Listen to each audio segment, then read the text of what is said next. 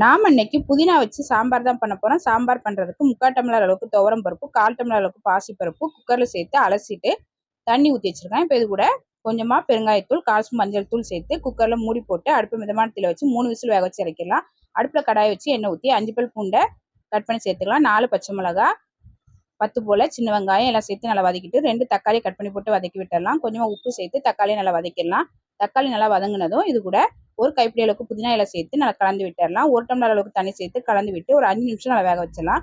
ஒரு 5 நிமிஷம் நல்லா வந்ததுக்கு அப்புறமா 1/4 ஸ்பூன் அளவுக்கு மஞ்சள் தூள், 1 ஸ்பூன் மிளகாய் தூள், 1 ஸ்பூன் சாம்பார் தூள் சேர்த்து நல்லா கலந்து விட்டு வேக வச்சிடலாம். இப்போ இது கூட வேக வச்ச பருப்பை சேர்த்துக்கலாம். கொஞ்சமா தண்ணி சேர்த்து கலந்து விட்டு ஒரு 3 நிமிஷத்துக்கு நல்லா வேக வச்சிடலாம். 3 நிமிஷம் நல்லா வெந்ததுக்கு அப்புறமா புளிக்கரைசல் சேர்த்துக்கலாம். தேவையான அளவு உப்பு எல்லாம் சேர்த்து நல்லா கலந்து விட்டு ஒரு 5 நிமிஷம் நல்லா வேக வச்சிடலாம். 5 நிமிஷம் நல்லா வெந்ததுக்கு அப்புறமா அடுப்பு ஆஃப் பண்ணிட்டு எடுத்து தனியாக வச்சுட்டு தாளிக்கிறதுக்கு அடுப்பில் கடாயை வச்சு எண்ணெய் ஊற்றி கடுகு, ஜீரகம், வெந்தயம், வரமிளகா, கருவேப்பிலை இலை, கொஞ்சமாக புதினா இலை எல்லாம் சேர்த்து நல்லா கலந்து விட்டு தாளித்ததை எடுத்து சாம்பாரில் ஊற்றி கலந்து விட்டுடலாம்.